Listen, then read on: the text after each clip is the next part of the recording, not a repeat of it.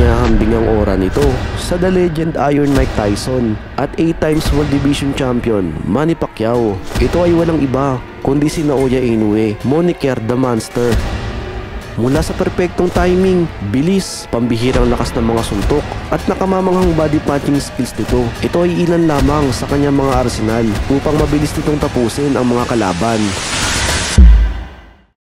Sinilang at lumaki sa Zama, Kanagawa, Japan noong 1993. Sa edad na 5 taong gulang, nagsimula itong maglaro ng boxing. Dahil sa impluwensya ng kanyang ama na dating amateur boxer, nahilig ito sa nasabing sport at ang kanyang ama mismo ang tumayong trainer nito.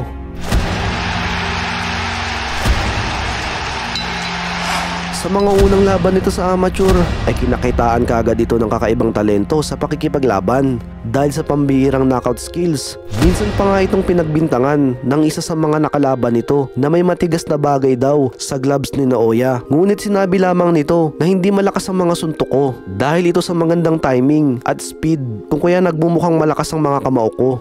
Nagtala ito ng 48 knockout, 75 win at 6 loss sa amateur career.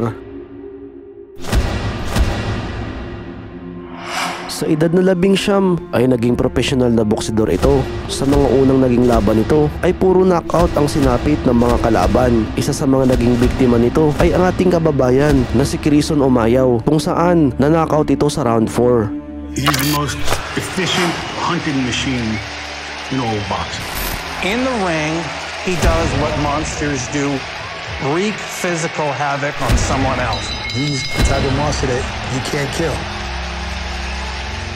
Sadyang malakas si Naoya. Sabi pa nito na ayaw nito ng mga tune-up fight. Ang gusto nitong makalaban ay ang mga malalakas kagad upang madali itong makilala at magkaroon ng titulo. Sa isang pangkaraniwang boksidor, kailangan munang makagawa ng hindi bababa sa 10 laban ang isang fighter bago magkaroon ng title fights. Subalit si Naoya ay hindi. Matapos itong makakuha ng 2 minor belts, ay nabigyan kagad ito ng pagkakataon para sa una nitong title shot, ang WBC World Light Flyweight kontra sa tinaguriang The Big Bang ng Mexico, si Adrian Hernandez. Si Hernandez ay may malinis na record na 29 win, 2 loss at 1 draw. Samantalang si Naoya naman ay pang-6 na laban pa lamang ito sa professional boxing. Sa laban na ito, underdog ang Hapon. Ngunit sa mismong laban ay round 6 lamang ang tinagal ng veteranong Meksikano. Inoue was born into boxing because his father Shingo was a boxer. He's the son of a fighter, so that means it's in his disposition, it's in his earliest training, it's the way that he looks at himself. That father-son relationship is always something that can be very tricky, very uplifting, very toxic, but it works with them.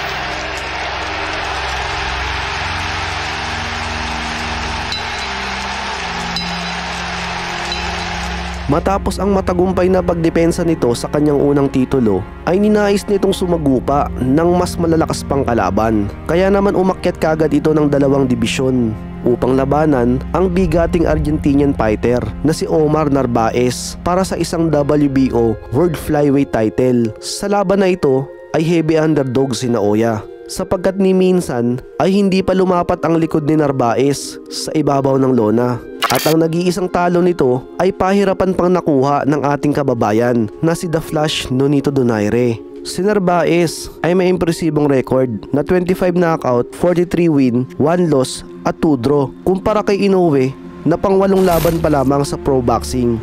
Subalit pagdating sa mismong laban, ang inaasahan ng karamihan na magbibigay ng pahirap sa batang Hapon na si Narvaez ay nagmistulang amateur fighter na lamang, kung saan pinabagsak agad ito ni Naoya ng 2 beses sa round 1 at tuluyang tinapos ang laban sa pamamagitan ng signature body shot sa round 2. He destroys his opposition. He demolishes them. The par is frightening. The way he sets up his opponent to be finished, there's something nasty that lurks inside that mind. The monster has power. Dahil sa pagkapanalong ito, si Naoya ay tinanghal na the fastest fighter in boxing history na nakakuha ng 2 titulo sa magkaibang weight class sa loob lamang ng 8 laban. This man grew up to be the monster. Sa bawat laban na naipapanalo, ang ama nito ay nagdadagdag ng panibagong estratehiya para kay Naoya at hindi lamang ito nakadepende sa lakas ng kanyang anak. Dahil dito, matagumpay na nadepensahan ni Naoya ng 7 beses ang WBO Super Flyweight title sa pamamagitan ng mga brutal knockouts. You have to know that in the water, in the blood, there are warriors. I think Inoue, deep in his veins, he's got that blood that came from the Emperor's Imperial Army. Because it flows through the streams, you breathe in the air. There's a quiet confidence and there's warriors that come out of that town. Upang patunayan pa ang lakas ng Hapon, ay kailangan itong lumaban sa bansang Amerika. Sa US debut ni Naoya ay nakaharap nito ang hometown fighter na si Antonio Nieves. Dito nga ay tuluyan ng umalingaw-ngaw sa buong mundo ang pangalan ng The Monster ng Japan nang pabagsakin ito si Nieves sa round 5 at tuluyan itong pasukuin pagkatapos ng round 6. In Japanese culture, you honor your parents. It's probably far less likely for Inoue to separate from his father than, say, an American fighter or a fighter from another culture. Upang mas patunayan pa ang lakas ng The Monster, ninais nitong lumaban sa mas malalakas pang fighter. Makalipas lamang ang ilang buwan, ay muling umakyat ng dibisyon ng The Monster patungo sa Bantamweight Division, kung saan haharapin nito ang British champion na si Jamie McDonnell para sa isang WBA World Bantamweight title. Still don't even know I can't pronounce his first name. I just call him Inoue. Yeah, I'm gonna smash him. I know I am. He's got the nickname Monster, but he's not. They've got 2 arms, 2 legs. You're all weighing the same. I'm a big bantamweight, and I think I beat him easy. As long as I do what I need to do. I just want to tell him, I'm gonna smash him. Get ready for it. Sa laban na ito, punong-puno ng kumpiyansa si McDonnell na matatalo nito si Naoya sapagkat 10 taon na itong undefeated mula noong 2008 hanggang 2018 at nakapagtala ng 7 successful title defense mula noong 2014 hanggang 2018. Subalit sa mismong laban ay hindi nagamit ni McDonnell ang malaking kumpiyansa nito sa kanyang sarili dahil sa loob lamang ng ilang minuto sa round 1 ay tinapos kagad ng Hapon ang sagupaan. He comes off as very soft-spoken. He has these boy-band looks where you wouldn't think this guy is one of the most disruptive forces in all of boxing.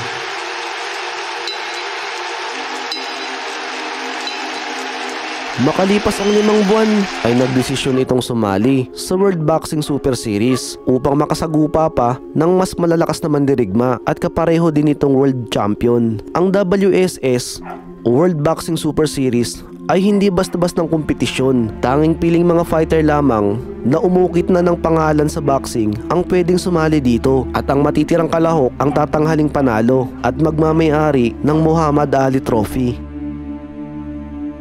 Kabilang sa mga sumali dito ay ang mga dekalibreng kampiyon na sina WBA Super Champion Ryan Burnett, WBO Champion Solani Tete, IBF Champion Emmanuel Rodriguez at ang kababayan nating Pinoy na si Nonito Donaire.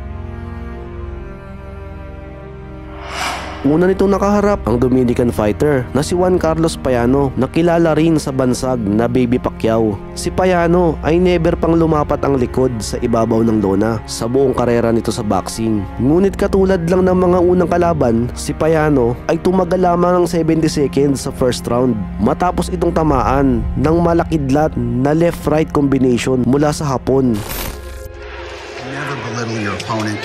You don't want to show too much confidence because that's looked at as being disrespectful, not only to your opponent, but to your sport. It's like a foreign temperament to us. We really want, like Mike Tyson, I'm going to eat your children. What we get with Inoue is something we're not familiar with. Okay, you said that about me, you're gonna beat me. Okay. Ang panalong ito ay nagbigay ng panibagong milestone kay Naoya at ginawa itong main cover ng The Ring magazine.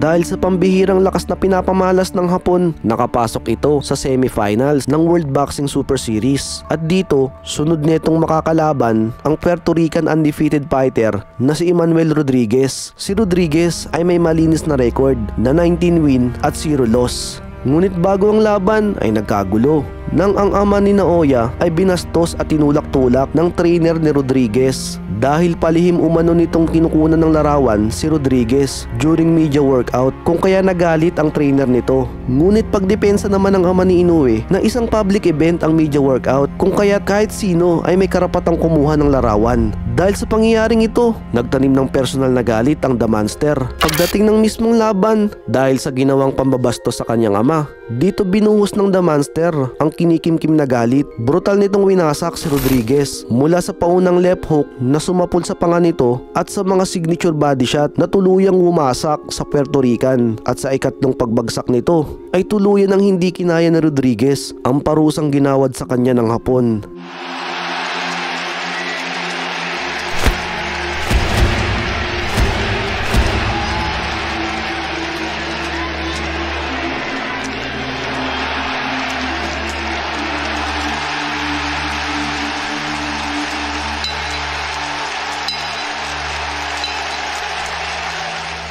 Sa kabilang banda naman, matapos manalo via RTD ng ating kababayan sa semifinals World Boxing Super Series kontra kay Ryan Burnett, ay automatic na magiging mandatory opponent ito ni Naoya Inoue sa finals.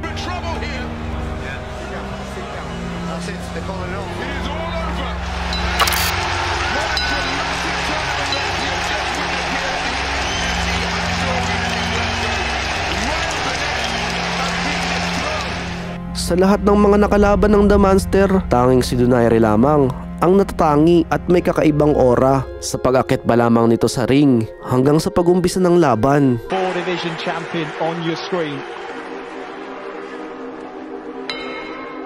Sa second round ay isang pamatay na left hook ang pinakawalan ni Donaire at malinis itong sumapol sa kanang mukha ng Hapon.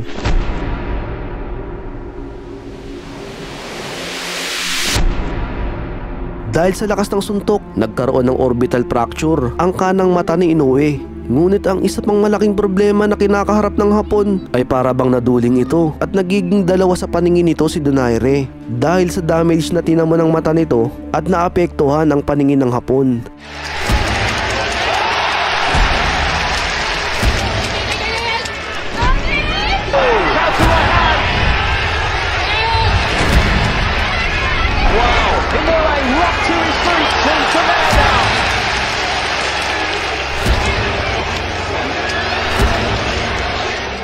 Nabigla ang Hapon dahil sa kaliwat kanang parusa na tinatanggap niya. Hindi nito inakala na may ganitong fighter pala na kayang tapatan ang lakas at bilis niya at halos bigyan siya ng mga pahirap na hindi nito makakalimutan sa buong buhay niya.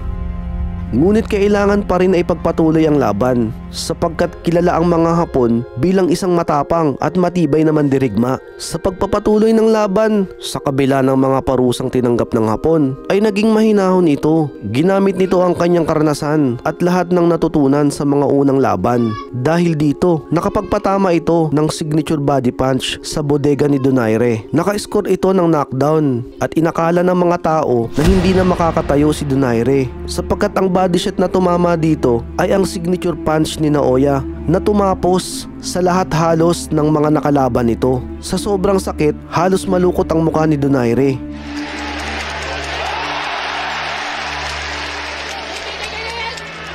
Subalit kamangha-mangha ang Pinoy at kinaya nito ang pinakamalakas na tira ng The Monster. Pagsapit ng round 12, sa pag-aakalang pareho pang makakakuha ng knockout victory ang parehong kupunan, dito na binuhos ng parehong mandirigma ang lahat ng kanilang natitirang lakas hanggang sa tumunog ang bell. Well, they go toe-to-toe to the final bell, smiles all round. He broke through barriers with that fight because you fought through a broken orbital bone and you were seeing double after round 2 and you kept on and you kept at it and you won. All the hats off, bro. Hats off. Hats off to both guys. Fantastic stuff. Well, they go toe-to-toe to the final bell, smiles all round.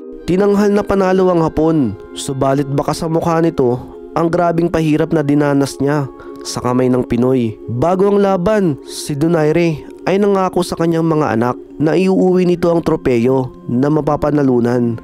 Ngunit nabigo itong talunin ng The Monster.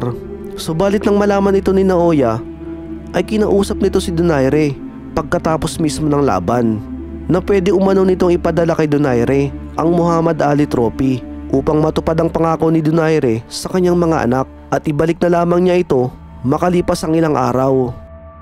Ang laban na ito ay umukit sa makabagong kasaysayan ng mundo ng boxing at tinanghal bilang Fight of the Year.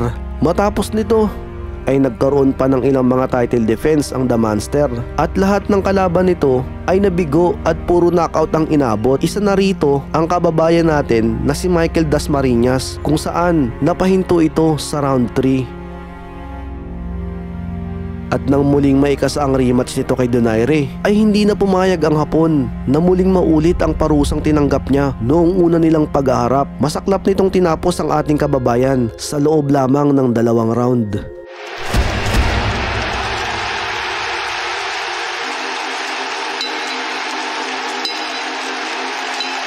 Ano pong masasabi ninyo sa performance ng Hapon? Sinong fighter kaya ang pwedeng itapat dito? Ilagay mo na dyan sa comment section sa baba at baka pwede natin yung pag-usapan sa mga susunod na video.